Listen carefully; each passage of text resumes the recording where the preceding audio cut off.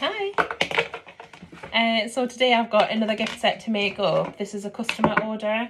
It's somebody who's given us a budget to work to, so I love it when the customers do that because I've got free rein as to what I can put in. It's a Mother's Day order, so I've got some gorgeous Mother's Day boxes. Just from the local card shop, but they're really cute. They've got this on the lid. Amazing people deserve better. Sorry, beautiful things. It's in a pink base, so it's really cute. I've already built the warmer up, so we've gone for the silver warmer, plug-in warmer, which is just gorgeous. So I've built that up ready, and then what I've done is collapse the box down. I used the polystyrene out of the box to help raise the hamper. I've collapsed the big box down but folded it in, and I've left the base box up again because it'll give it some height to work to. And then I've just arranged those, and I'll show you in 2 seconds. Arranged those in the bottom, ready, and I'm just about to do exactly the same. So there's a flower going in this order, so I'm just going to do exactly the same with the flower. I've taken the insert and everything out, just literally collapse the box up. Sometimes they stay together quite easily, other times they don't stay so flat, so all I do is just wrap a quick bit of sellotape around them.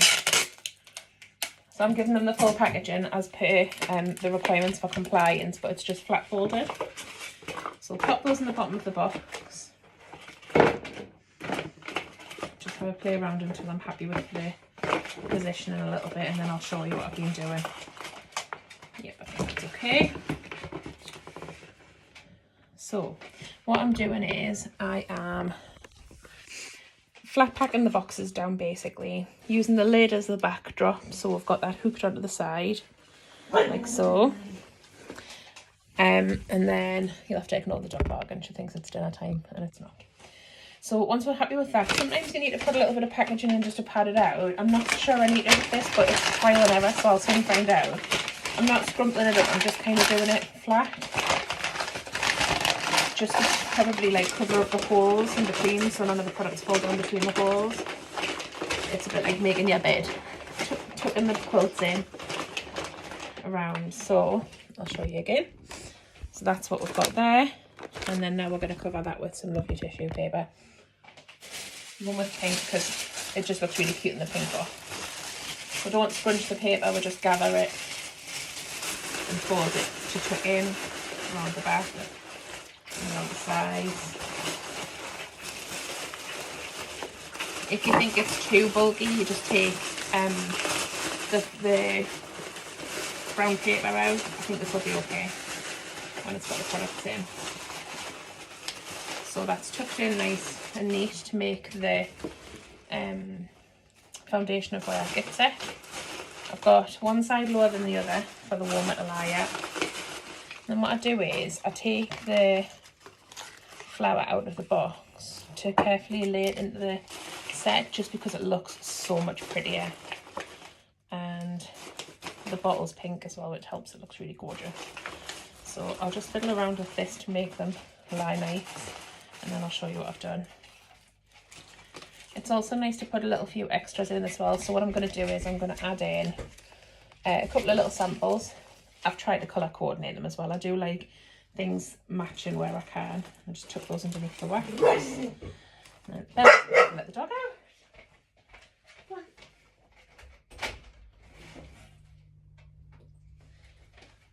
And then I like to put a few extras in, so we're going to go with the pink chocolate heart shaped lollipop, which is really cute. I think it just gives a nice bit of definition to the top of the set.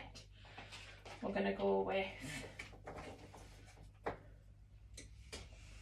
a few of the little heart shaped chocolates that are out for Mother's Day at the moment.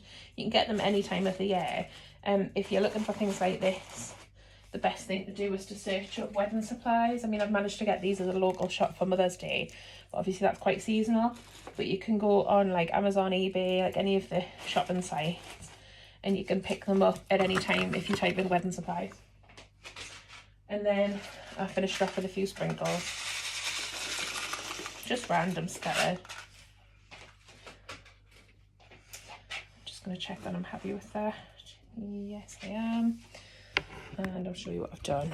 So we've got the warmer, the little lollipop, the flower, but obviously it looks so much prettier opened up, and the little wax as well. And now what we're going to do is we're going to cello wrap that. I think with this one I'm going to cello wrap it in plain cellophane. Well, this is the issue, I just need to clear some bench space. Because obviously the cellophane, you need quite a bit of space to work with to keep it nice and flat. And we just pull that towards, always keep the roll rolling towards you because then you can work with it.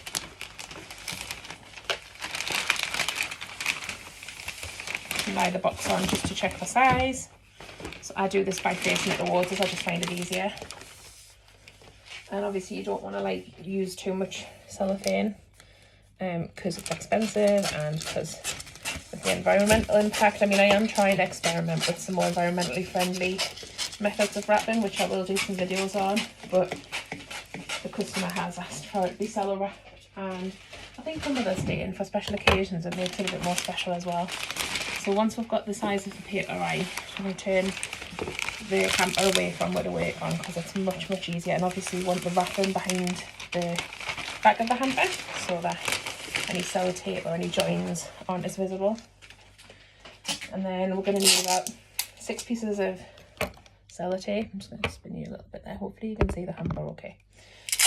1, 2, 3, 4, 5, 6, 1 for luck. So you should only need 1 bit of sellotape to secure the back.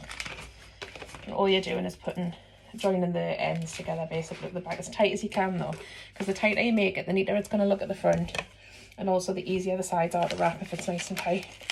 I'm going to take away half of this cellophane, half of the plastic down the side, because the width of these rolls means that we do get a little bit excess at the sides. So just cut that away. Once you've put a nick in it, you can tear it, just do it gently, because obviously if you tear it the wrong way you'll end up with too little plastic. And then I'm hoping you can see this because I'm trying to help to make it a bit easier, but basically you see that this is the cross bit of the hamper. You're trying to pull this down tight so that it's nice and neat, and then you're going to put a tuck in this side bit, much the same as you would wrap a parcel or a present. Okay, you can see that, so that's now nice and flat. And then a double tuck down the side will keep it nice and neat. You don't have to, it's just it hides it from view a little bit so that the hamper wraps a little bit tidier. I'm going to show you actually, if you struggle to have 2 hands, if you put a bit of tape on the inside of that will hold that bit in place just loosely, and it frees up a hand so that you can do this bit a bit easier. And just tuck that nice and neat down.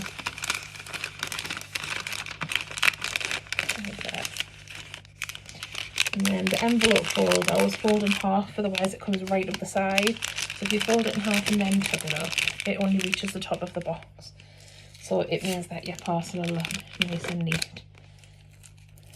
I'll tape that either side to give it a bit of tension. Now this bit's unfolded, it does happen because it's thick cellophane, but it's really easy just to tuck back down the back.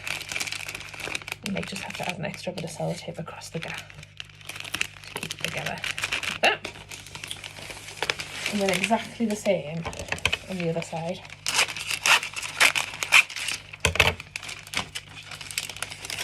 Take away that excess cellophane. Makes it much easier to wrap as well. And exactly the same principle, we're just tucking and folding the whole time, using the bench just to keep it nice and tight where we can. And then I'll show you how to add the bow. I think I might do a slightly different bow on this one, and I'll show you why in a second.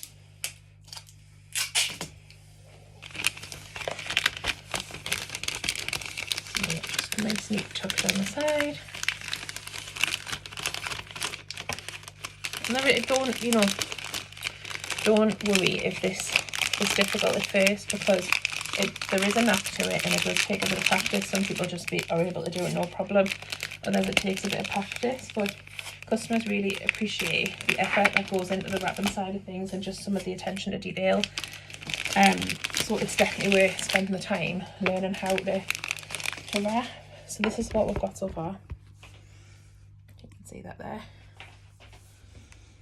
In the side view.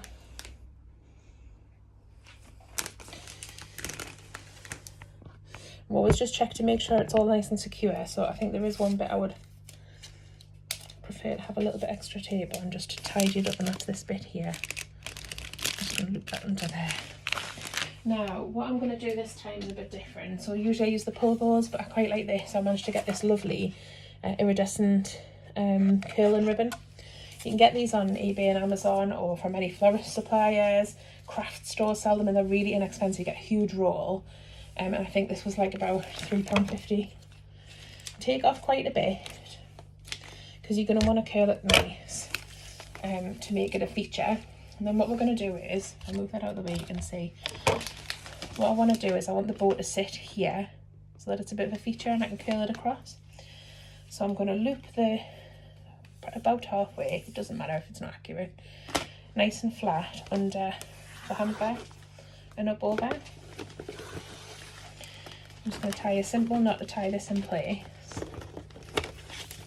at the top of the gift. So probably not sitting on the plastic. Double knot to keep it in place. Like so. And then it's really, really long, but I'll show you why in a sec. I'm going to curl that, like run it along the blade. But it curls lovely, this curling ribbon. It's not like some of the pull bows that struggle with this proper curling ribbon, so it's made for curling. So I've done that nice and long. And then I'm going to do exactly the same, but I'm not going to fix it in place just yet.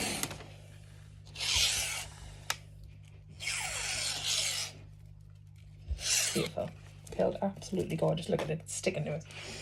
So what I'm going to do is I'm going to take another piece of ribbon. Quite long as well. Not as long, quite as long, because we're not going to tie it around the pencil. And then I'm going to tie it to the same place that I've tied the last bow. So keeping it underneath. Finding the halfway point or thereabouts. Now to tie it on, you just tie it around the same ribbon, but then to keep it in place, you're going to use one of the ribbons you've just curled to tie it as well, just so that it holds it exactly the same place where the knot is.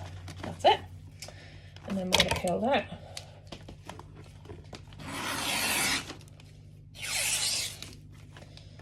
And the other end of it. Like so. What we're going to do now is we're going to take the ends of the curls and we're going to tie them in the same place. So they're all going to be tied in the same point.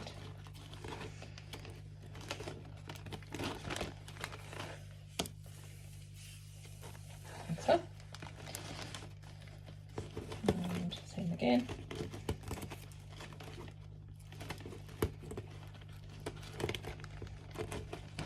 Like that.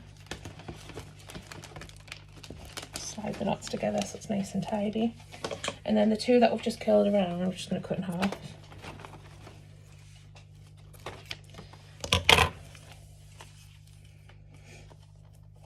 Now, what you can do from here is you can position them and secure them with sellotape if you wanted them to say all go in one direction. So sometimes what I do is I'll fix them all across to one place, but actually these are lying really nice, and sometimes the curling ribbon has a lot more static in it like this, which means that it just lies really pretty. So I don't think that needs secured. I think that looks really gorgeous by itself.